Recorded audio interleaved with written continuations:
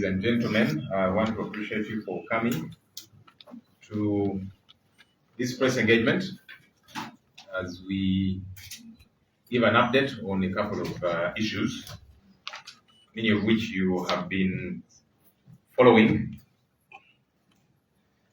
and we thought it's important to update us on the latest on the goings on. When we last communicated, I did inform us that I had written to the Speaker asking her to convene the Parliamentary Commission meeting for us to the issues that are out there in the public, issues of accountability to do with the Commission, to do with the Speaker's office and Parliament in general.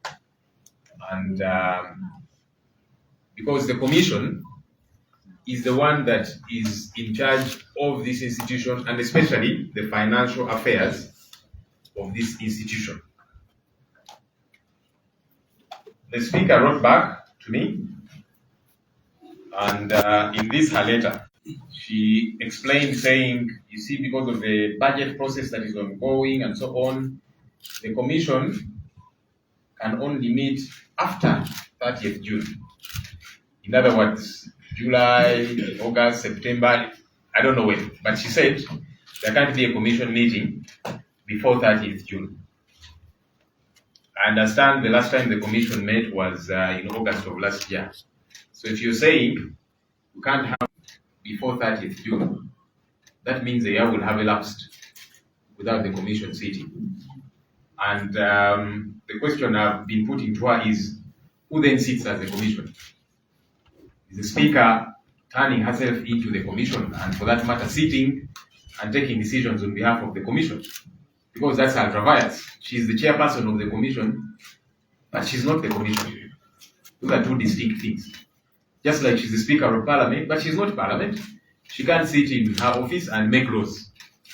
We make those laws with her presiding. So likewise, the Commission takes decisions with her chairing, but not her sitting and taking decisions. And so that's problem one. The second issue, I did ask her to recall Parliament for a plenary sitting for us to discuss these issues because these are critical matters. She did recall Parliament, as you saw. We raised these issues, but she did not give these matters adequate attention. If anything, she kept scapegoating until she quickly adjourned. I mean, you saw how she told a lie that, okay, let's first lay the papers, ministerial policy statements, afterwards we'll get to those issues. Then she quickly adjourned for obvious reasons, because there's a lot she's trying to hide. And we are saying we will not allow for anything to be hidden. We are going to be insistent on these issues. Because it's my job as the leader of the opposition to keep government in check. And as I have said severally, government includes the executive, the legislature, and the judiciary. So as I insist on these issues, I don't have anything personal with the Speaker. I'm simply doing my job. The other issue was we asked Parliament to comprehensively respond to these concerns that have been raised in the public. That has not happened. So what I have done, I have written to a couple of entities. I've written to the IGG, Financial Intelligence Authority, DPP, and the Auditor General, their mandate to investigate matters of financial impropriety and other issues that are happening here at Parliament. Because those entities are put in place by law and they have different mandates, which mandates we expect them to operate within. And perhaps before I get to the detail of the letters, I'm going to show you the letters that I did write and the content therein.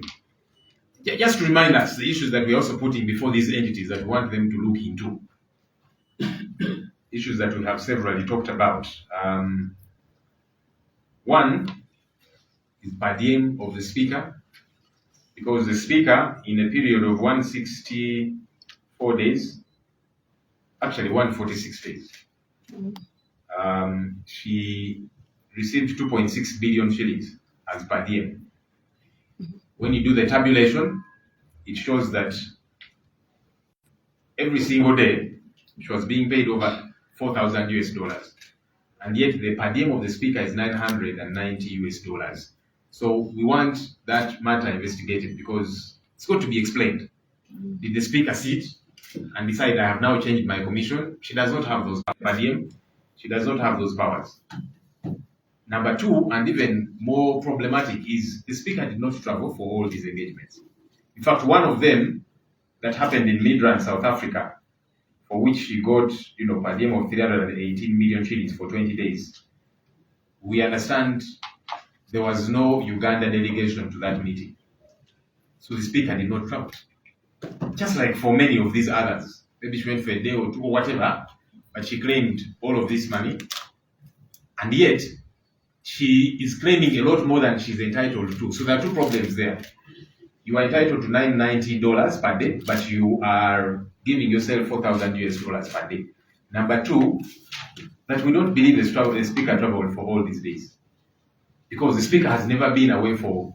What it would mean is that last year, she was away for half the year. That's not true. The speaker is always here, even when she will go away. There's a time she had twins. 2 weeks later, she was back to presiding over the house. So there's no evidence to show that last year, the speaker was away for half the year, for about 6 months.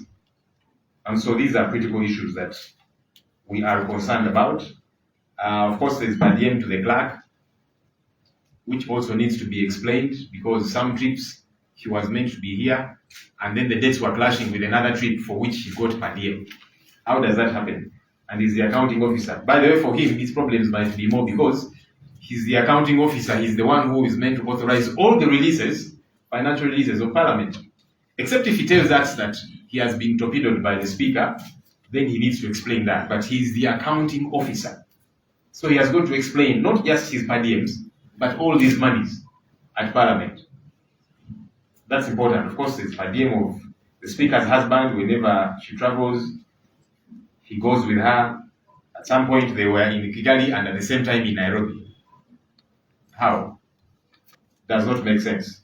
The other issues are staffing concerns, as we did raise them. That there's several people who have been hired. And that's even captured in the Auditor General's report. People who have got jobs here, they earn a salary, but they are hardly here. We understand they are operating in people's private businesses, but they earn a salary from Parliament. That's illegal. While the staff that we need to operate here cannot, be availed, contracts cannot be renewed, but you're hiring people from wherever, and they're earning money for not doing work. The other issue is, of course, the commission, people who sat and they awarded themselves money irregularly. That has got to be looked into as well. Then there's the speaker's community outreaches, where billions of shillings were put on the accounts of staff members of Parliament. They withdrew that money, took it to the speaker. There's no law providing for that. How did it happen? What did this money do? Billions of shillings. Because when you see the assistant director, 2.4 billion shillings was put on his account. He withdrew and took to the speaker. The principal protocol officer in the speaker's office, 1.1 billion shillings. Mr. Chris Obore, spokesperson of Parliament, 1.9 billion shillings was put on his account, which he withdrew, took to the speaker. We want that explained. Okay. Another officer in the speaker's office, 4.5 billion shillings. Put on his account, he withdraws, takes to the speaker. What are these activities? We want them explained because these are billions of shillings. We want accountability for this money, but also it's illegal for this money to council staff. And hopefully staff at Parliament will learn, because you see, they will cause you to commit an illegality, and it's not enough for you to explain and say, it wasn't my money, I simply withdrew it and took it to the speaker. How did you get involved? How is it that billions of shillings are wired to your account, your personal account? So they've got to explain these issues as well. There's also direct payments to the director in the leader of government business office, 4.4 billion shillings that was put on her account for certain works. Which ones? All of these have got to be explained. Even as we are writing to these entities. The other interesting issue is a contract. With me, I have a contract between the Parliamentary Commission and Mama Bukedia FM. This is a radio station belonging to the Speaker of Parliament. This contract is worth 3.13 billion shillings. Apparently to do parliament-related work. Which work is that? We are asking what procurement regulations were followed for this radio station of the Speaker to get this contract worth 3.13 billion shillings. What work is it that this radio station does that you, other media houses, don't do? Because many of you cover Parliament Live and so on. You're not paying this money. So what special work is the Speaker's radio station doing for Parliament for it to be awarded a contract worth 3.13 billion shillings? What procurement regulations were followed? But also, more disturbing, it's signed by staff in the office of the Speaker as managers of her radio station. How do you explain these ridiculous things? This is a contract worth 3.13 billion shillings. So aside from how it was given out, but the people signing on behalf of the radio station as managers of the Speaker's radio station, as staff in her office here. So all of these illegal acts have got to be thoroughly investigated. We demand answers. Now, I had talked about the letters that I have written to the different entities. The first one is to the Inspectorate of Government, and this letter was received. I am asking and urging the Inspector General of Government to investigate the financial impropriety, all these allegations, financial impropriety, irregular staff recruitment, this contract of the radio station, and so on and so forth, happening here at Parliament. I saw the Inspector General of Government saying that the Auditor General is investigating and so she's stepping aside. And we're saying, wait a minute, IGG, what exactly are you running away from? Why are you running away from your responsibility? Because the mandate of the IGG is clear. The IGG cannot say that there is somebody else who is investigating, in fact auditing, because the Auditor General audits, of course, as the investigator and so on. But the IGG cannot say, the Auditor General is investigating, so let me step aside. No. Do not run away from your responsibilities, except if you're saying you're too scared as well. So there's no law, because the mandate of the IGG is very clear. The mandate of the Auditor General is very clear. There's no overlap. So the IGG, there's no law that bans the IGG from investigating a matter just because somebody else is investigating. Because the IGG is an independent entity, statutory entity put in place by law. So we think that the IGG needs not to run away from her responsibility, which is very clear within the law. And the mandates are different. Besides, the Auditor General is an officer of Parliament. We understand that the Speaker asked the Auditor General to come and carry out an audit regarding these issues. We are not very convinced about that audit. Because one, the Auditor General is an officer of Parliament. Number two, the Auditor General sent the same team that has been auditing Parliament all this while to carry out this special audit as well. They are conflicted. We don't expect them to come up with anything new. To say what we audited the other time was not proper, so we have found some new issues, yeah? And so I've also written to the Auditor General asking him, number one, to send a new team, not the one that has been auditing Parliament, which is what he said. Because we believe that that particular audit team is just going to do window dressing and cleansing. And then the Speaker will flash a report and say, you see, the Auditor General has audited, everything is okay. So we don't believe in that audit by the same team which has been auditing Parliament all this while. We are saying there should be a different team. If anything, there should be a forensic audit, because you see, these are billions of shillings that we're talking about. So we are telling the Auditor General, take this audit very seriously, dig deeper. You cannot have that same team that has been coming all the while. And that's one of the letters that I've written to the Auditor General. And in essence, that's why we are telling the IGG, you cannot say the Auditor General is auditing, because the Auditor General is actually part of us. Of course, yes, he has got a legal mandate, but he's part of us. And now that the Speaker has told him, do an audit, what guarantee do we have that that will be a proper audit? That won't just be doing window dressing. So we are telling the IGG, please, do not run away from your responsibility. Your mandate is very clear. Of course, the other letter to the Auditor General, we are asking for authenticated records of payments under the Parliamentary Commission and so on, because those are important for us as leaders, even as we carry out investigations, even for these different arms and entities that are executing their mandate. I also have written to the DPP. This letter was received yesterday as well. The DPP is an independent entity, but the DPP can be requested and urged to cause an investigation. And therefore, the DPP gets to direct police to carry out investigations.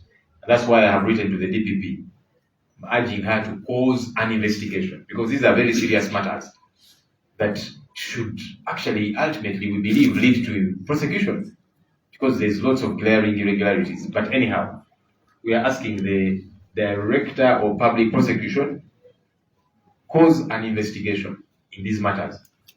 And our hope, again, is that the DPP will not say, but there are other people investigating. There's no harm at all. These are all independent institutions that have different mandates. Their mandates don't overlap. Otherwise, then, we would have had only one. We would not have IGG, we would not have DPP, we would not have Auditor General, and so on. But they're all in place with different mandates. Our expectation is that they will each carry out their mandate to get to the bottom of these issues. I've also written to the Financial Intelligence Authority, which is another legal body that has got a clear mandate. The Financial Intelligence Authority, our hope is that they will follow up on these monies, billions of shillings, that have been going onto people's accounts, bank accounts, withdrawn surreptitiously, and so on. Our hope is that Financial Intelligence Authority, which is empowered by the Anti-Money Laundering Act, will dig deep into these issues, because there are clear, glaring issues of money laundering. Billions of shillings onto people's accounts, and then they are withdrawn. Immediately, what exactly is this money doing? Going onto people's individual accounts. Again, like I've said, our hope is that they will each carry out, and that they will not try and hide within legalities. As we have heard the IGG say, the Auditor General is investigating. No, the Auditor General has got his mandate, you have got your mandate. Okay? Carry out your mandate, because each of these is an independent institution. There are some other issues of concern. We have seen the Speaker of Parliament coming out to say she has got the support of Mr. Museveni, as if to say that all of you Ugandans who are asking her for answers, you can go to hell. We want to remind the Speaker of Parliament, who we respect because of the office she occupies, and that's not in doubt. We're not asking these questions out of disrespect, as some people are saying. How can the Speaker be disrespected? Well, the Speaker occupies a public office. The money we are talking about is public money. So it's our job to ask for accountability for public money. So stop trying to trip us by saying we are being disrespectful. There's nothing disrespectful about what we are doing. about us asking questions. And we are not going to stop asking questions of accountability. So again, we want to ask government, if it is true, as the speaker is trying to paint it, because she seems to say, government is behind me, I'll not be investigated. What happened to the government policy of zero tolerance to corruption? Was it just another phrase that was said to excite the people of Uganda? Will this be treated like the Mabati saga, where some powerful people were ignored, even when they were involved in stealing Mabati, iron sheets belonging to Karamoja? So our hope also is that government will come out clearly, because the speaker seems to say she has the backing of government. You don't have the backing of government to involve yourself in financial impropriety. Respond to these issues as yourself. Speaker has also been on the loose, blaming everybody she can blame. She has blamed homosexuals. I saw her blaming the Right Honorable Rebecca Kadaga, saying these old women who are fighting us, don't know what they left in the speaker's office and they want to reclaim. And she said, you see, they're developing their areas, Kamuli is developed. Why don't they want us to develop our other areas? It is clear who she was talking about. She was talking about the Right Honorable Rebecca Kadaga. I don't know if there are any personal issues between those two leaders. That's none of my business. My business is that the speaker accounts for taxpayers' money. I don't know who next she's going to blame, because now every day she's looking for someone to blame. If it is not homosexuals, now it is Kadaga, and tomorrow I don't know who. I don't care who might have issues with her, as she does claim that those who are raising these issues, they are fighting her. I don't know. I don't care. What I care about is that she gets to account for this taxpayers' money. That's what is important to me and to the people of Uganda. That's what is important to us. So stop giving us these excuses, finding somebody to blame. You respond to the issues we are asking about. It is possible you have people, all of us in politics have people who don't like us, obviously. I'm not naive to think that as leader of the opposition, as MP in Akawa West, and whichever other positions I hold, I'm not naive to think that everybody likes me. No. But you see, I can't use the excuse of those who don't like me by not responding to critical accountability issues. No. Let's not run away from accountability. Everybody has people who don't like them. But we demand that accountability is attended to. And what we are asking of the speaker, part of accountability, for example, for some of these trips, which she probably did take, if you cannot account, refund the money. Yes. Of course, there are other things which there is no other way she can sanitize them, yeah? But for these trips, which we believe some of which you did not take, because you cannot be in Kigali for the Yala Games and in Nairobi at the same time, it doesn't make sense. Refund that money. Because it's taxpayers' money, that's part of being accountable. And I want to give us an example, because I've seen some people talk about it in my own situation. I went to Nairobi on behalf of Parliament to visit the Honorable Segirinya Mohammed, because he's on the side which I lead, the opposition side. And I gave indication that I'll go for one night. I'll be there for one night and return to take care of other responsibilities that I do have. So I did go, came back, gave a report. I interacted with the doctors, gave a report to Parliament about the progress of this member and so on. A couple of days later, I saw a reflection on my account of money. They had processed money for 5 days, as opposed to 1 day, for which I was in Nairobi, which I had indicated I'll be going for. But I'm told they were processing for several others, so it was done collectively. I said, okay. But as is normally the case, as we should be accountable as leaders, when you travel, because sometimes it might be you have gone somewhere and then you realize I need to return for some other engagements. you submit your boarding passes. We have an office here at Parliament called the Accountability Office, where those boarding passes are submitted, and so the days tabulated. Any extra days for which you were not where you were meant to be, they are deducted off your emoluments for the following month. And so I did submit all of that because I said, no, I was there for one night, so I should not be paid for 5 days. But that process delayed. And so the money was not deducted off the March emoluments. So I was told it will be deducted off the April emoluments. I said, no, I'm not going to wait for that. So I withdrew money from my account for the 4 days, and I went and deposited that money in the accountability office. And I got a receipt for it. Because I said, I don't want this matter to take longer than it should. Yeah, so if you're waiting to deduct it off my pay of April, I'm not going to wait for that. I don't want people to misuse it. So I withdrew money for the 4 days, and I paid it back to Parliament. That's what we ought to do as accountable leaders. Even though, like I'm saying, I did ask for, I was meant to be there for one night, but in process, it can happen. Because there were many other people going for different things still in Nairobi. That's okay. Because, like again, I've said, sometimes you can go planning to be somewhere for a week, and you realize you have to come back for whatever reason. You account. How? That money ought to be deducted. If it takes long to be deducted as was in my case, you take it and pay back that money.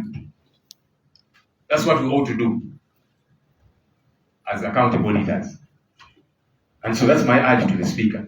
Some things she cannot explain, and we have got to have proper accountability, prosecution where need be, and so on. But there are those where, if you were in Kigali, the money that you got for Nairobi, you take it back. Because you couldn't have been in two places at the same time. And then, for Kigali, we shall demand and say, but your per diem is meant to be $990. Why were you paid $4,000 per day? Take back that money also. That's part of being accountable as leaders. I also wanted to talk about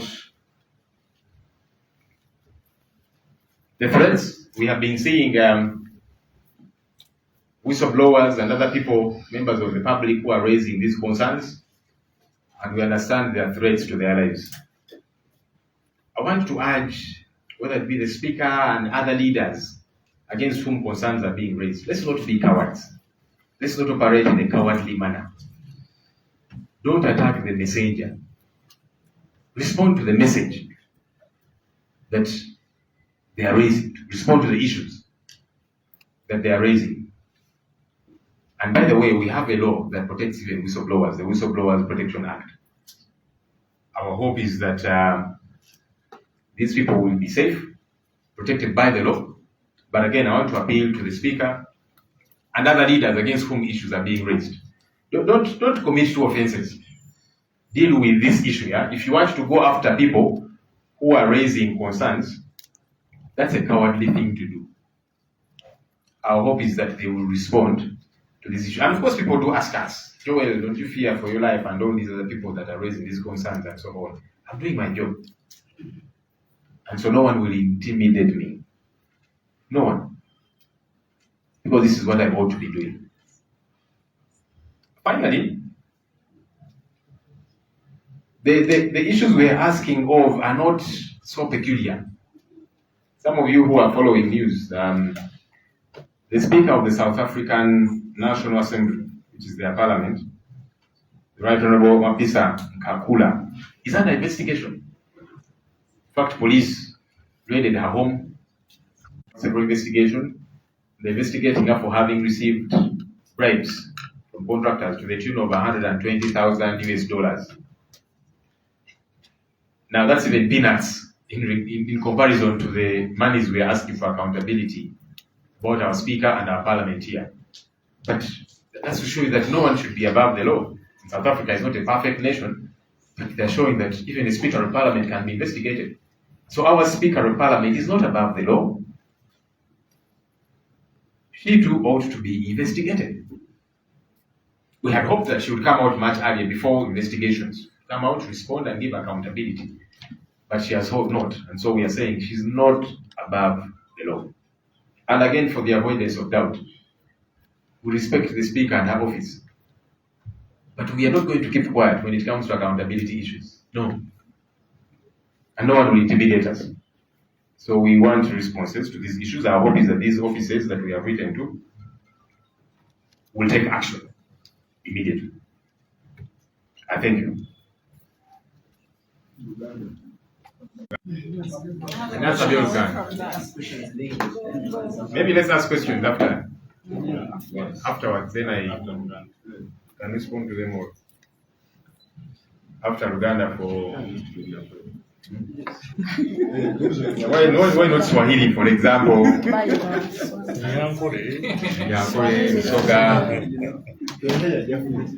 Kale,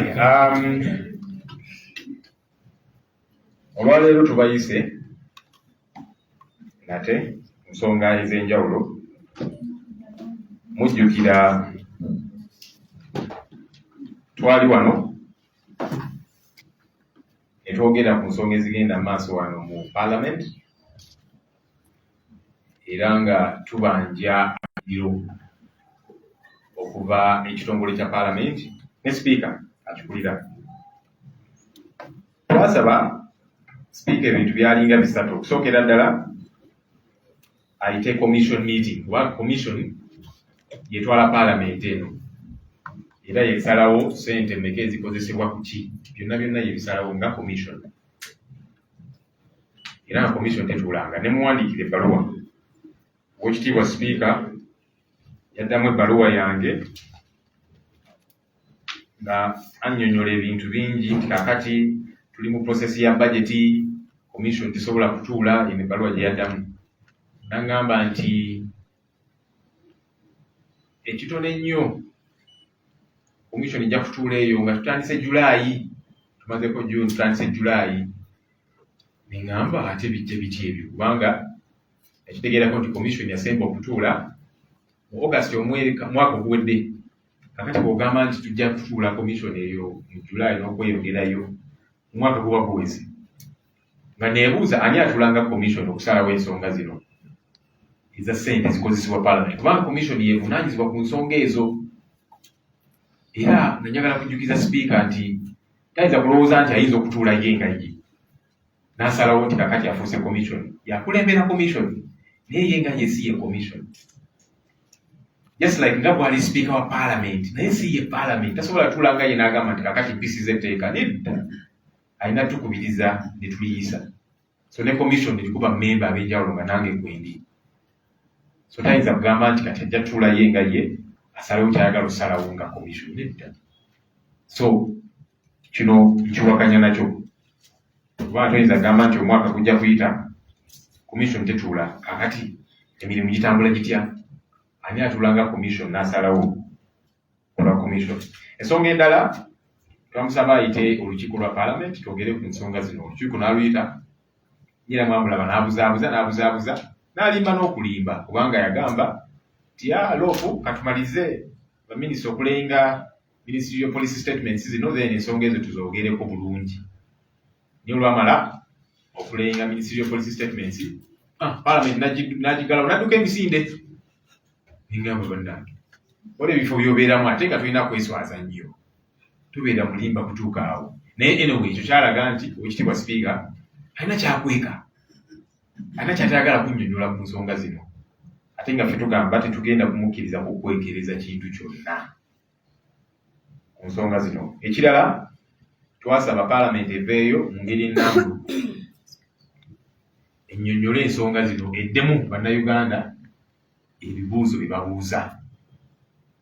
Ekyo nakyo tekyakolebwa. Mpandiise amabaluwa nga mpandiikira ebitongole eby'enjawulo, mpandiikidde IGG, mpandiikidde Financial Intelligence Authority, mpandiikidde DPP, mpandiikidde ne Auditor General nga mbasaba okunoonyereza ku nsonga zino zigenda mu maaso mu Parliament, kubanga buli omu ku bitongole bino balina mandate yaabwe okunoonyereza ku nsonga zino.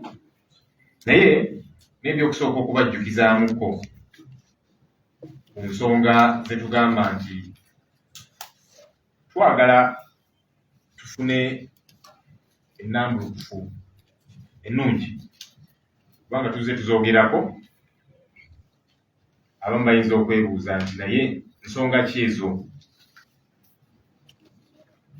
Okusookera ddala nsonga eza PDM eza Oweekitiibwa Sipiika. Omwaka oguwedde twakitegeera nti yatambula mawanga ag'enjawulo okumala emyezi nga 6 era n'afuna PDM wa buwumbi 2 ne miliyoni 6, 2.6 biliyoni. Ekizibu ekiri ku nsonga zino, okusookera ddala si kituufu nti Sipiika mu mwaka oguwedde yali taliiwo okumala emyezi nga 6. Kubanga ne bwe yafuna abalongo wayitawo weeks 2 n'akomawo wano mu Paalamenti okugikubiriza. Kosi twamugamba Sipiika nga ng'oyanguyeeyo naye anyway eddembe linga omuntu waba awulira nti kati ali ready. So kakati gino emyezi 6 omwaka oguwedde nga Sipiika taliiwo yalidde, kubanga si kituufu ekyo. Kiba kitegeeza nti engendo ezimu teyazitambula ne ssente yazifuna. Tulina n'engendo ezimu ze twawulira nti tewaliyo delegation okuva e Uganda naye ate yafuna zi PDM wano. Ekirala ekyenkiza ennyo, PDM ono yamwongeramu mumenyi w'amateeka, kubanga Sipiika bw'atambula wabweru w'eggwanga buli lunaku aweebwa $909 muyamba okufuna woteeri, ekyokulya n'ebirala byonna babifactoringamu omwo. Naye ate bw'olaba ssente zino ezaamuweebwa buli lunaku yali aweebwa $400 ezisukka mu 4,000. Kakati Sipiika yatulayo nga ye n'asalawo nti kakati kaneeyongeze, kuba talina buyinza obwo, si ye yeesalirawo ye nga ye. Ekikola atya? Nga tugamba twagala embalirira ku nsonga ezo. Ekirala of course twabyogerako, commission yatuula, abacommissioners ne yali leader of opposition ne beegabira ssente awo. Engeri y'obumenyi bw'amateeka buli omu n'akyogeddeko, ne Uganda Law Society efulumiza ekiwandiiko n'abalala nga bagamba kino kyali kya bumenyi bw'amateeka. Waliwo abalowooza nti zino ensonga za NUP nakiyo munene n'abakukundula mu by'amateeka bakudde ne bagamba kino kikyamu. Abaali ba leader of opposition bonna baavaayo ne bagamba kino kikyamu. In fact ne yali excuse yali yeweebwa mu kusooka nti waliwo petition ba leader of opposition abedda bwe baleeta petition nga baagala akasiimo bakyegaana bonna. So kati nga tugamba ensonga eno nkyamu nga tugyagalako obulambulukufu obulungi. Ekirala PDM ez'abantu abalala nga clerk wa Parliament era naye yatambula engendo ez'enjawulo ezimu nga zikontana. Olaba dates zalina okubeera e Kenya ate bagamba alina awalala kijja kitya, ate ssente ezo zonna n'azifuna. Naye ate ekyenjawulo ku clerk wa Parliament, clerk ye accounting officer owa Parliament ye. Kitegeeza nti buli ssente efuluma erina okubeerako omukono gwe. Kakati naye alina bingi ebyokunnyonnyola. Yayongeza Sipiika ssente zino mu ngeri etategeerekeka, yabikola. Oba maybe abeeyo agambe nti Sipiika yansinza amaanyi nga sirina kyakukola, naye nga ye talina bwabiddukamu bino ebintu kubanga bwe buvunaanyizibwa bwe ye nga accounting officer. Of course mulimu n'endala eza abantu abalala PDM nga Oweekitiibwa Magogo. Ensonga endala yali yaku bakozi bano ku Paalamenti nga bwe tubiwulira babawo emirimu mu ngeri etategeerekeka. Ne Auditor General yakinokolayo mu lipooti ye ng'agamba nti abantu bangi abaweebwa emirimu naye tubanoonya wano tubalaba baliwa bafuna omusaala, era nga bwe tubiwulira bateekebwa ku payroll ne bafuna emisaala, naye ate bali balina gye bakolera eyo mu bizinesi z'abantu ab'enjawulo naye nga bafuna omusaala wano. Kikyamu eno nga abakozi abalina okubeera wano contract ziweddewo tugamba muzize bujja, abagamba tewali ssente naye waliwo ssente ezikola ebintu ebirala bitategeerekeka. Ensonga endala community outreach ezo eza Sipiika, ssente mpitirivu buwumbi na buwumbi ezateebwa ku akawunti z'abakozi wano ku Parliament. Omu assistant director wa HR account ye bateekako obuwumbi 2 million 4 2.4 billion nazijjayo nazitwalira speaker.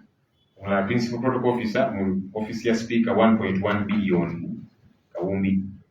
Omulala Chris Obole ono yayogerera parliament 1.9 billion akawumbi kamu 1 million 9 zateekebwa ku account ye naye nazijjayo nazitwalira speaker zakola mirimu gya speaker. Mirimu ki egyo gitegerekeka. Ne officer wo omulala yaweebwa ku account ye kwateekebwako obuwumbi 4 million 5 mwana 4.54 billion. Nazijjayo bonna bazijjayo bazitwalira speaker okukola emirimu ki egyo gya community nga bwe bagamba. Mbalirira eriwa era kijja kitya nti buno buwumbi na buwumbi buteekebwa ku account z'abakozi wano era n'abakozi wano ku parliament balina okwegendereza wakati balina okunnyonnyola bakristo gole n'abalala obuwumbi n'obuwumbi buteekebwa butya ku account zaabwe tukimenya amateeka ate ne bazijjayo ne baziwa speaker tumanyi oba yabawaako oba ki ebyo banaabinyonnyola naye kino kimenya amateeka. So kakati n'abakozi wano ku parliament balina okwegendereza kubanga bajja bakozesa ensobi anti kakati ku account y'enkya bajja teekako sente zino zijjeeyo zindeetere naye kati eri mu records kiraga nti gwe wazifuna ofuna zaaki toyinza gamba nti yali mistake nange nazisangayo busanzi nenzijjayo nenzitwalewa speaker. Ekitegeeza nabo baabirimu bino mpango buno nga balina okwennyonnyolako. Bano era mu office ya lead of government business account kwateekebwako obuwumbi 4 million 4 zino zakola mirimu za office of government business. Eyo office ey'Oweekitiibwa Nabbanja oyo naye alina okunnyonnyola sente zino zaali zaaki era nga lwaki ziteekebwa ku account ye ng'omuntu.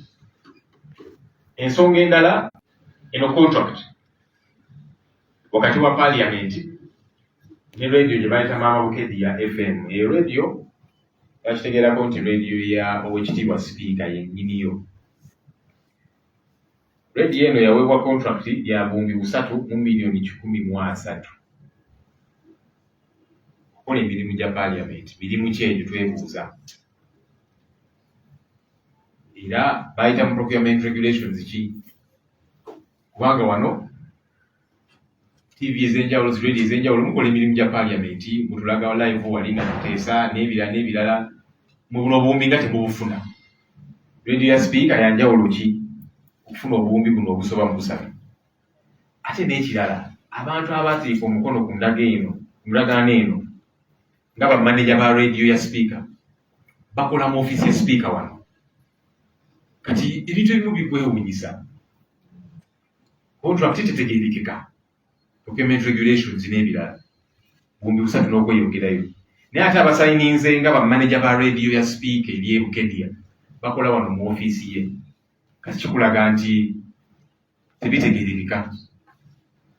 Ensonga eno ng'erina okunnyonnyoka obulungi. Amabaluwa ge nabategeezezaako ge nawandiise yasookedde ddala ya IGG Oweekitiibwa Betty Kamya muwandiikidde nga musaba anoonyereze ng'ekitongole si ye ng'omuntu ekitongole ekya IGG kinoonyereze ensonga ze zigenda mu maaso mu parliament empitirivu. Nawulidde IGG Oweekitiibwa Betty Kamya yagambye nti Auditor General ali mu kunoonyereza ku nsonga zino kakati nze nkyabivuddeko. Oweekitiibwa Betty Kamya munaye teweesuulirayo kwa naggamba obuvunaanyizibwa bwo mu mateeka buli kiriya bulambo bulukufu bulungi. Toyinza gamba nti Auditor General ali mu kuauditinga kakati nze sijja kunoonyereza. Nedda. IGG kitongole ekyetengerera so tekiyinza gamba nti omulala ali kunoonyereza nze mbivuddeko. Kiki kyotya kubanga etteeka likuwa bulungi obuyinza okunoonyereza ku muntu yenna ku nsonga zonna nga tolina na bwe weebuuzizaako.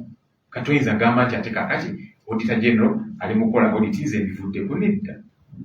Kubanga obuzibu obuli ku nsonga wa Auditor General era naye namuwandiikidde nga mutegeeza nti okusookera ddala twakitegeddeko nti speaker yasabye Auditor General asindike wano ttiimu banoonyerezeemuko naye tiimu yasindikiddwa Auditor General ye tiimu ebadde auditinga Parliament emyaka gino gyonna kakati kyanjawulo ki bagenda okukola era bagenda kusiiga kazigo wayitewo ebbanga ttono Speaker ave yagambye nti mulaba Auditor General afulumiza ripooti ng'etwejeereza tetulina musango gwonna tugamba ekyo nedda eyo tiimu ebadde wano ng'enoonyereza tegenda ate egambe nti bye twanoonyereza luli nga tuggyeyo ebyaddala kiba kyetaagisa tiimu mpya sinakindi n'okugendera ddala obuziba mu nsonga zino kyengamba Auditor General era ntusaba tufunire ripooti ez'enjawulo.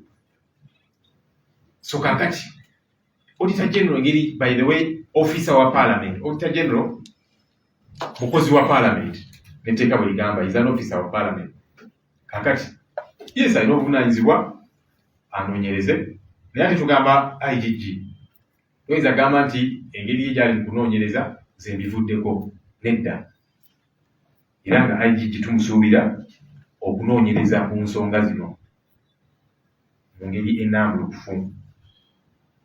Omulala gw'empandiikidde ye DPP muwandiikidde nga musaba alagire okunoonyereza kubanga DPP akolagana ne poliisi n'ebitongole ebirala ddala poliisi era nga yatera ogiragira nti kakati munoonyereze ku kino ye nga ye tanoonyereza naye aodaringa so nga kyemusaba DPP kitongole ekyetengeredde era nga tekirina kubeera na kutiisibwa katusuubire DPP anaakozinga investigation ku nsonga zino. Omulala gw'empandiikidde Executive Director wa Financial Intelligence Authority era kino ekitongole kiteekebwawo etteeka eriyitibwa anti-money laundering kubanga bino bituze tulaba ssente buwumbi na buwumbi okuteekebwa ku akawunti z'abantu abamu bakristo gole n'abalala ekyo kimenya amateeka ssente ze bakukusa zaaki era nga tusabe Financial Intelligence Authority enoonyereze ku nsonga zino. Katusuubire nabo tebagambe nti kakati bali abalala gye bali ffe tetujja kuyingira edda bino ebitongole buli kimu kyetengeredde nga kyo era nga tekiyinza gamba nti waliwo abalala banoonyereza ffe tetugenda kubyenyigiramu bino ebintu. Buli omu yeetengeredde ye nga ye. Ensonga endala tulebe Speaker ng'avaayo mirundi egy'enjawulo juzi yagambye nti ne Mwami Museveni ampagira gavumenti empagira ne tugamba maybe gavumenti etunyonnyole emuwagira Speaker ku nsonga ki kubanga baatugamba nti nga gavumenti bafulumya policy gye bayita zero tolerance to corruption tebagenda kuttira muntu yenna liiso ssente y'omusolo byakyuse oba nene ensonga naye bagenda kikwata nga bakwata ensonga z'amabaati abanene yababba amabaati ga Karamoja abamu baabaleka ne bagendera abamu. Tugamba nti tetwagala muntu yenna kubikkirira ow'ekitiibwa Speaker ku nsonga zino. Speaker ze ng'afuna lwekwaso twali mu Parliament neyekwasa abali b'ebisiyaga nti be bamulwana tugamba bannayuganda abakubanja embalire ku ssente zaabwe ate kakati obayise bali babisiyaga bannayuganda tubawe ekitiibwa zino ssente zibabanjako embalire ssente zaabwe katoyiza bagamba temulina ebibuuzo bimuna kumbuuza mmwe muli bali babisiyaga lwaki tufuna lwekwaso lwaki toddamu ebibuuzo byebakubuuzizza kati juzi namulabye nga yeekwasa ow'ekitiibwa Kadaga yali Speaker n'agamba nti bano abakazi abakadde ennyo abali mu ofiisi ya Speaker balwana okweddiza ofiisi yange ewa Speaker bo bakulaakulanyiza ebitundu byabwe ekamulina walala ebitundu ebirala. Simanyi oba ow'ekitiibwa Anita Among n'ow'ekitiibwa Rebecca Kadaga balina entalo zaabwe ng'abantu simanyi tebinkwatako ze ebinkwatako ze ssente zino zetubanjako embalirira so tusaba ow'ekitiibwa Speaker nga tukuwa ekitiibwa ku lwa ofiisi gy'otuulamu neddamu ensonga zino ekiraba kwebuzaabuza ng'ofuna kati tetumanyi mulala gwagenda kunenya kyonanwana n'onanwana naki kale ffenna munnanga bali mu byobufuzi tulina abatulwana nange ndi wano nga LOP ng'omubaka wa Nakawa West nina abatanjagala ffenna buli omu ne kakati siyinza kwekwasa abatanjagala nga mbuuzibwa ebibuuzo eby'enkizo so kakati Speaker yes naawe olina abatakwagala nga naffe ffenna tulina abatulwanyisa mu ngeri ez'enjawulo naye leka kwekwasa abo simanya abakulwanyisa simanya ki tamu ssente y'omuwa omusolo eno engeri gye wagikozesaamu kitubuuza bannayuganda kye baagala oddemulekerawo okufuna lwekwaso ate nga sipiika ayinza n'okweyamba neetaasa ku nsonga ezimu of course walina okubeerawo okunoonyereza bulyawo ne zigenda ne mu mbuga z'amateeka ne kati waliwo ezimu zasobola okutereeza nga bukyali kati nga zino tripu zeyatambula nti oli Kigali ate ekiseera kyekimu oli Nairobi sente zikumyewo ate olumala okukomyawo eza Nairobi n'ez'ekigali nazo olina okukomyawo ezimu kubanga padiyemu yo tugimanyi ya $909 ne kati gwe wa 4,000 n'okweyongerayo buli kanaku ez'endala zikomyewo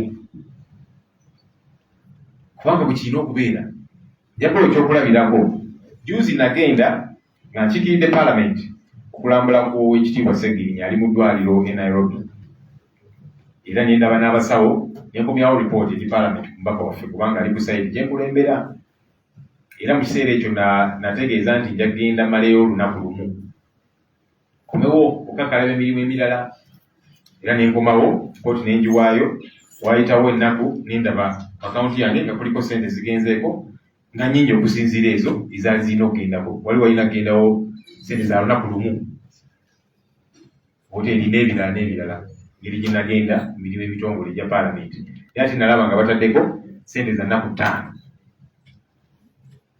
ne ŋŋamba kino si kituufu era nga bwe tutera okukola oba olina gy'ogenze oluusi kizoka alina gy'alaze alina kumala ennaku 7 naye n'afuna ebimukomyawo nga bukyali okukwata boarding passes n'ozitwala wano tulina office gye bayita accountability office n'oziwaayo era ne batabulating ennaku ezayitamu nga toliiyo omwezi oguddako sente zo kwe batema sente ezo era zino ezange ne ŋŋamba nti nali wakubeera lunaku lumu niba processing ennaku 5 kubanga waliwo abantu abaali bagenda abaka Nairobi ku nsonga ez'enjawulo so baali processinga lumu ne ŋŋamba kale mukikoze bwe mutyo kakati muzididacting ezo naye ate process yalwawo era omwezi guno sente nendaba nga tebazitemyeko nembuuza ne baŋŋamba nti abajja zitemako mu April kubanga process zalwawo processing ebyo byonna kiŋŋamba sigenda kulinda mwezi ate gujja lwaki kirinda nekirwawo ekintu kino nenzigyayo sente ku akawunti yange ez'ennaku 4 nenzitwala mu accountability office era ne bampa general receipt eno ya gavumenti ino kopi yayo nga nzizizaayo sente ez'ennaku 4 kubanga nali Nairobi lunaku lumu tukirina okubeera bannange yoyo accountability owa ddala era ne speaker kyetumugamba nti sente zewali tulina kufuna zikumyewo sente ezo zamuwa musolo era nga zirina kukola ku bintu ebirala ensonga endala ya abantu bangi bazze bavaayo nga boogera ku nsonga zino tukitegeddeko nti bali mu kutiisibwatiisibwa njagala kubira omulango w'ekitiibwa sipiika n'abakulembeze abalala abazze boogerewako ku nsonga zino ez'enjawulo muleme kubeera batiitiizi nakola bikolwa bya kitiitiizi kutiisatiisa bantu muddeemu bannayuganda bye babuuza munalowooza nti mujja tiisatiisa abantu aboogera ku bintu bino bameka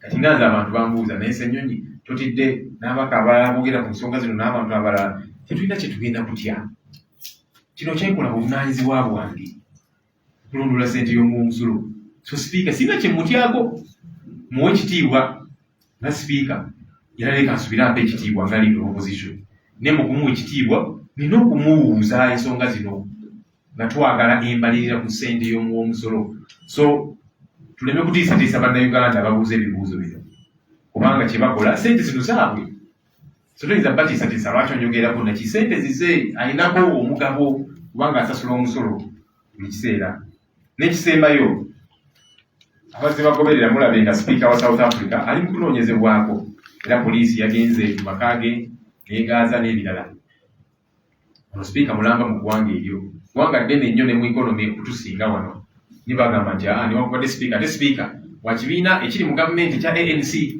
niye bali mumunoonyerezaako kubanga nga bwe bafunye amawulire nti yafuna enguzi ya $12,000 ate nno munaye bwogerageranya ssente ezo zino ffe zetwogerako mu ofiisi ya sipiika n'ebirala ezaawana ate empitirivu nnyo Kyekikulaga nti wali alina kubeera waggulu w'amateeka. Yes, South Africa kituukiridde nnyo naye n'ebizibu byayo, naye bagamba nti sipiika tulina bye twamuwuliddeko bali mu kumunoonyerezaako. Abaffe sipiika owaffe ye lwaki takwatibwako? Munene atya. Tugamba nti nedda ey'ofiisi gy'alimu y'Abannayuganda ne ssente z'akozesa z'Abannayuganda, twagala anoonyerezebwe. I think so. Members, I think we first have questions in English. They can ask the same. I'll respond and ask. Yeah. I think all of you asked in Thank you so much, Lord, for the opportunity. My name is Dominic Control with Elder Union. One, I request you clarify on the dates when you wrote the speaker and the different entities. The dates are not so clear. And then, do you have a timeline within which you expect these agencies to respond to your request in the different letters that you have written? Two, you talked of employees who are irregularly hired at Parliament here. According to your sources, how many are these employees that have been irregularly hired to work in Parliament? And lastly, it's about evidence. We witnessed your presentation and submission last time Parliament sat a few days ago. And in response, the Speaker said, these allegations have been put on social media, and therefore you don't have enough time to respond to them. May I know how you have obtained? How can we trust the sources that gave you these documents? Can you clarify on that so that we get to know that even if she denies them, the sources that have given you the documents are authentic? And the very last honorable law is about the investigation processes in this country seem not to yield much when it comes to the powers that be. How confident are you that these entities will respond appropriately to the letters that you have written to them? Thank you so much. Yes, I mean, members, let's have at most 2 questions. Thank you. One of my questions you have asked, I want to know on the question of the donations, there's a bigger picture of several of the top government officials having big budgets, especially on donations. Why don't you address it as well? Perhaps we would also want to know if your budget has donations. The other thing, since we are speaking about accountability, the allegations of officers in the office of the leader of opposition paying about 500,000 shillings to the party. Is that true?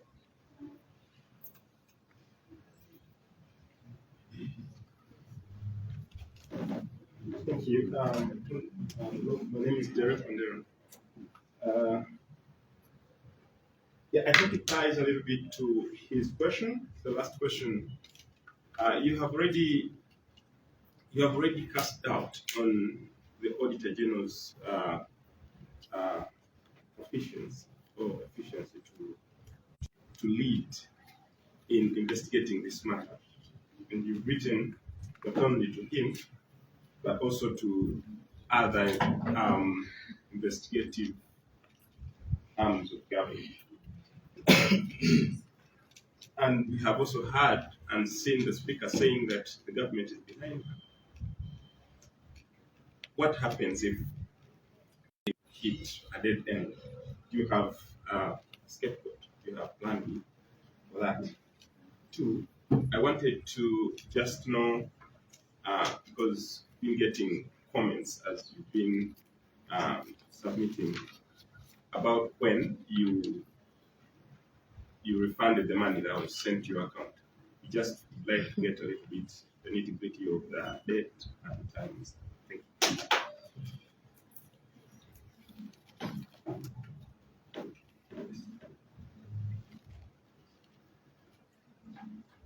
you. Look, you have run to these government agencies, and some Ugandans do not trust them. why it has been done. Any other questions? Look, I have a question. The same people have been on X during this exhibition at Parliament. Recently, they raised some questions on some of your members.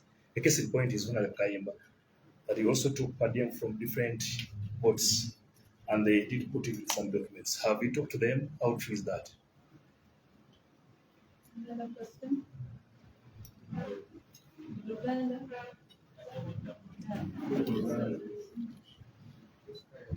Look, I think we can respond to this.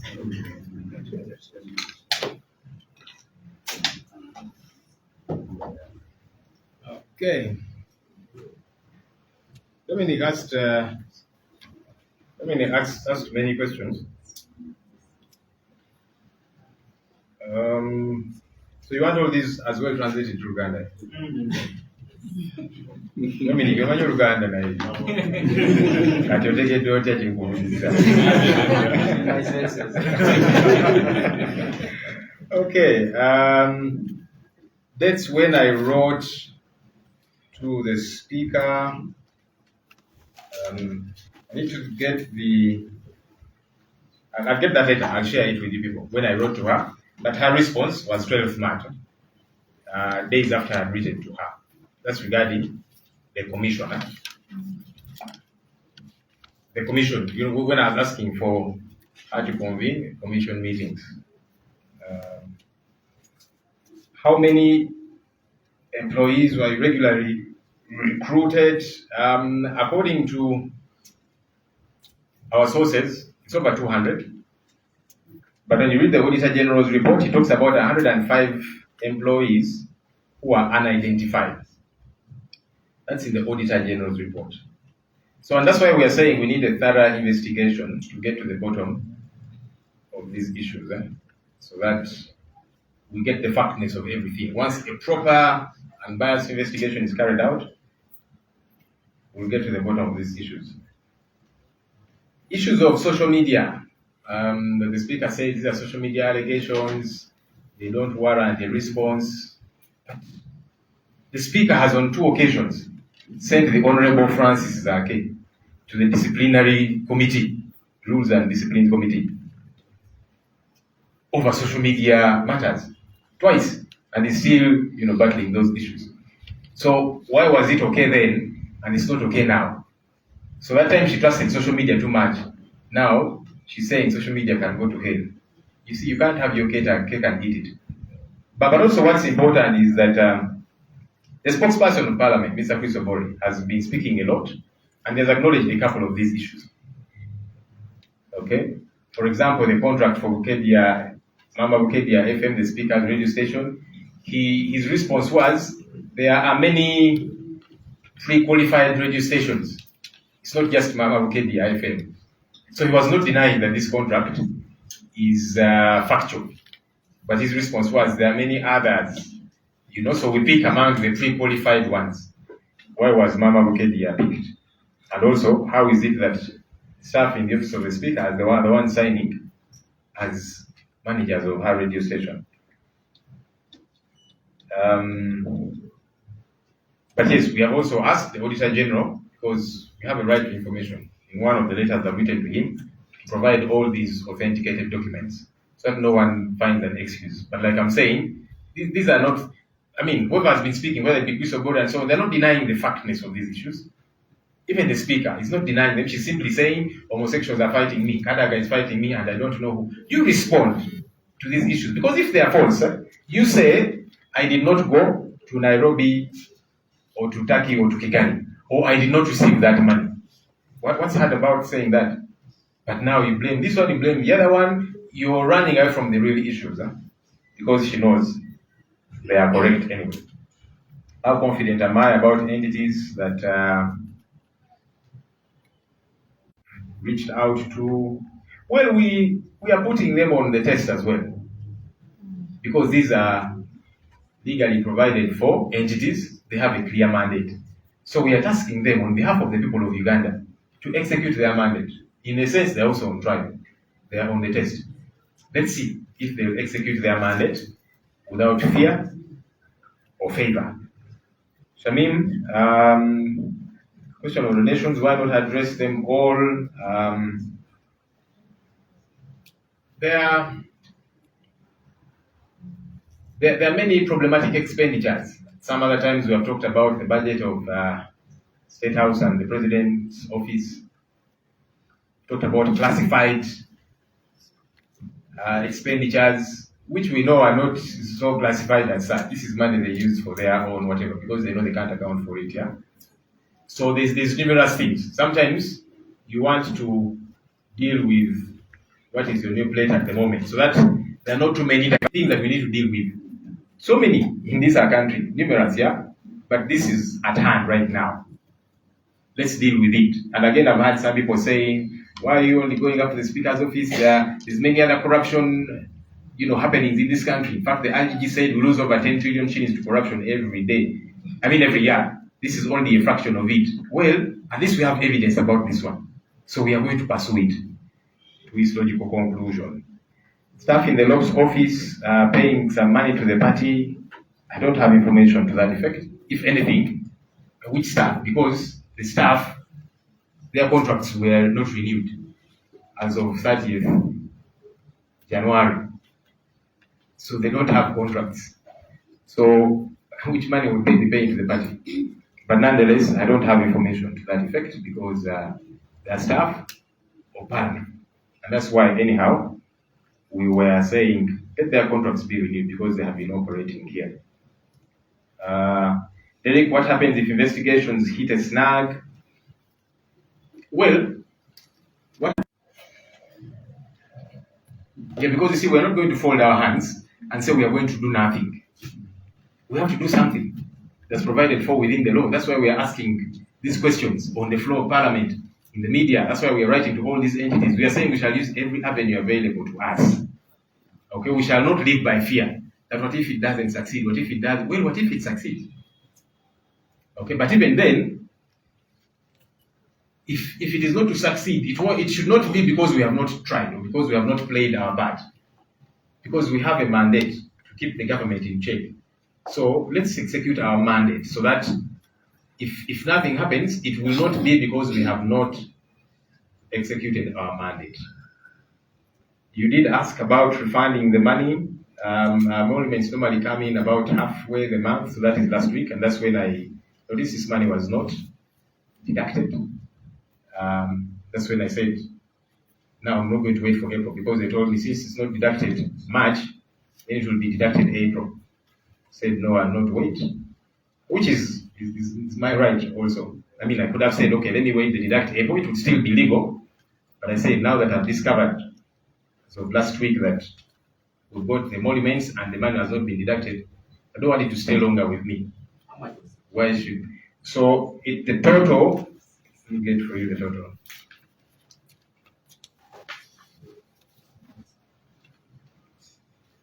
That I refunded unspent for trip to Nairobi for 4 days, 12,288,000 shillings. That's what I refunded for the 4 days. Why run to government entities? Somebody else did ask. I have talked about that because they are legally in place. They have a mandate. They have budgets which are appropriated by Parliament to do this job. So we are asking them to do their job. We are not asking them for any favor. Yeah. Then the issue of the Honorable Kayemba, I have yet to pick that. But the good thing about the way information flows, maybe we shall see about many other people. Yeah, so that's why I keep telling colleagues, let's be careful. So these have not gotten that information yet, but it would be good to get it as well, so that we see what's happening there. But bottom line is, do not keep quiet about anybody. Yeah, regardless who, and that's why we're even going after some of our own, so that it's not seen as, okay, you guys are after people in government, but you in the opposition, are you clean? Well, where there is issues in our backyard as well, we've got to address those issues. Quickly, Muruganda, Dominic, Yabuziza, baluwa ya sipiika naki sipiika namuwandiikira era nanziramu ennaku z'omwezi 12 March ng'agamba nti commission tegenda kutuula ajja kutuula eyo nga tumaliriza June eyo. Of course ekyo nze ngamba kikyamu, mwaka teguyinza kuwera nga commission tetuula nga bwe mbannyonnyodde. Sipiika tayinza gamba nti yajja tuulanga nga commission lwaffe. Abakozi bameka betuwulira abali wano mu bukyamu, information gye tufuna eraga nti basukka mu 2. Naye bw'osoma Auditor General's Report agamba ye yalaba 15 abatategeereka abali unidentified nga bwe yakiwandiika mu ripooti ye. Naye ky'okudoola batugamba wabeerewo okunoonyereza okulambulukufu obulungi. Okay, so that tutegeerera ddala ekituufu kyeki ku nsonga zino. Ensonga ya social media, Speaker agamba nti zino ensonga za social media tezirimu nnyo makulu, tajja kugoberera biri ku mitimbagano. Honorable Zaake ow'ekitiibwa Speaker yakamusindika mu komiti ya Rules and Discipline eya Honorable Katumpe emirundi ebiri ku bintu byajje ku mitimbagano ku social media. Kakati bw'aba agamba nti social media terina makulu, lwaki yatambulira ku bintu byagamba byalaba ku social media okusindika Honorable Zaake mu Rules Committee ne bamugoba ne mu kifo kye mu ngeri emenya amateeka ku bintu ebyaba ku social media. Kakati Speaker kyagezaako okugamba nti waliwo ebimu ebibeera ku social media byajja kugoberera, ebirala tajja bigoberera. Tuleme ate kwebuzaabuza.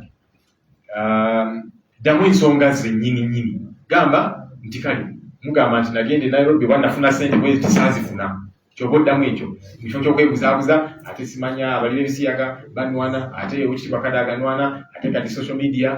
Ddamu bye tukubuuzizza. Okay, ugambe nti ssente ezo saazifuna oba kino si kituufu mu kifo ky'okwekwasa general. Bulungi nti n'ensonga ezimu tulisobola yogerera Parliament azogeddeko ng'azikiriza nga tazeegaana. Kati nga contract eno ya radio ya owekitiibwa Speaker yabaye n'agamba nti radio ya Speaker yokka si ye tulina olukalala olwazi radio zetulina okuwa contracts. Radio ya Speaker si ye yokka nti waliwo n'endala, naye ku luno bajjamu eya Speaker. Kati tekyegaana. Naye tugamba nti kaakati mutunnyonnyole. So Speaker aleme kwebuzaabuza, ddamu ensonga ze tukubuuza bwe zibanga si ntuufu oba ki. Naye nga bwe mbagambye nti ne Auditor General tumuwandiikidde ate records zino eziri authentic ezijja otambulwako n'abanoonyereza naki ku nsonga zino. Neesiga ebitongole bino byetuwandiikidde binaatuukiriza bye tubasabye okukola. Well, nabo tubatadde ku minzaani kubanga kye tubasaba okukola kiri mu mateeka, buvunaanyizibwa bwabwe. Obaweebwa emisaala buli mwezi, baweebwa ssente ze tuyisaano mu Parliament. So kye tubasaba okukola tutuukiriza buvunaanyizibwa bwabwe okunoonyereza ku nsonga zino. Tewali kyamaanyi nnyo kye tubasaba kukola oba ekitali mu mateeka oba kye batasobola kukola. Nedda bye tubasaba byonna biri mu mateeka, birambulukufu bulungi, era nga nabo tubatadde ku minzaani tulabe oba naatuukiriza obuvunaanyizibwa bwabwe oba nedda. Shamimu yabuuzizza ku nsonga za donations n'ebirala, ebintu bingi ebitategeerekeka. Juzi twali twogera wano ku budget ya President's Office ne State House ng'olaba mpitirivu bitategeerekeka, tulina zino ziclassified ntabalika trillions ate ng'ezo tezitakola kulondoolebwako. Okay, so bingi bitulina okusigala nga tunokolayo. Naye mu kaseera kano nga tuli ku kino ekya Parliament era nga twagala tukiremereko paka nga n'endala nazo bwe tujja nsonga endala ez'enjawulo, kubanga oluusi bw'okwata ebintu bingi awo kakati ebimu bibulira awo ne byekweka mu birala ebingi. Katugamba nti kino kyekiri mu ddiiro, twagala kisookere nakyo kive mu ddiiro. N'ezindi endala tuze tuzoogerako era nga tujja ziddamu, naye kati eno ensonga yeri mu ddiiro. Era titwagala waliwo ababuzaabuza nti kaakati lwaki mwogera ku ya Speaker yokka. IGG agamba nti buli mwaka tufiirwa obutabalika 10 trillion 10. Ate eza Speaker ze mwogerako ntono nnyo ku ezo. Kaakati ku buno obutabalika 10 buli we tusanga obuzibu nga tulemerako nti kaakati zino zitunnyonnyolebwe tuzitegeere obulungi. Ayogedde ku bakozi mu ofisi ya LOP nti abawaayo akasente ebibiina bijja wasi bimanyi munnange zinga LOP, ate n'abakozi nabo tebakyali wano. kubanga contracts zaabwe zaggwako baagaana okuziza obujja. So kaakati sibitegeera byogerako munnange. David yabuuziza, yes, investigations zitatambulira bwe tusuubira, nga bwe mbagambye nti bino ebitongole ffe tubitadde ku miizaani era nga tubisaba bituukirize obuvunaanyizibwa bwabyo obuli mu mateeka. Katulinde tulabe oba banaakikola. Ssente zinazaayo batera okutuwa omusaala gwaffe wakati w'omwezi awo wewati era wiiki ewedde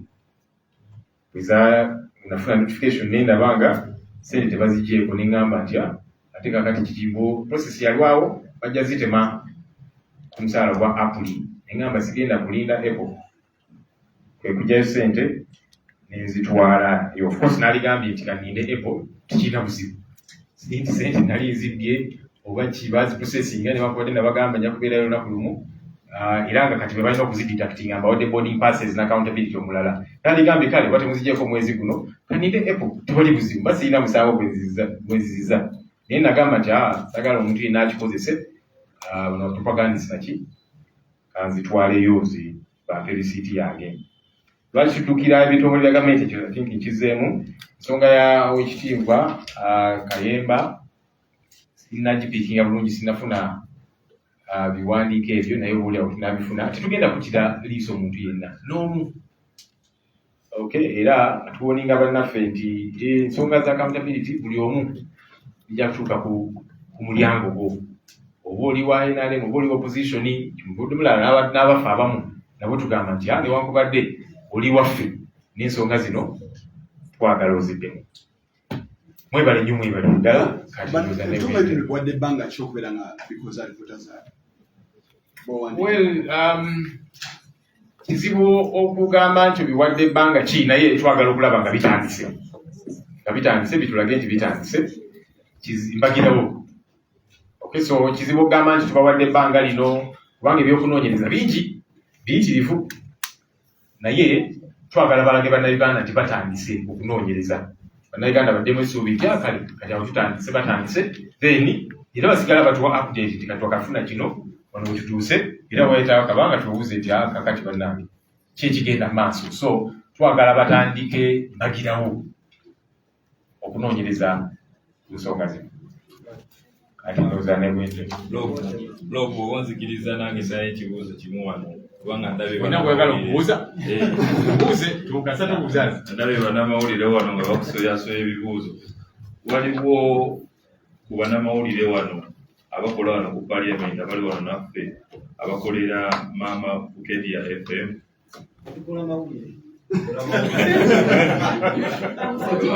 Ebyo ebibuuzo byezzeemu Mama Bukedia teweereza wano ku Parliament. Thank you. Eryakuliditeti erina abaripota baayo ateekebwa mu mateeka. Baripota bali mu komiti.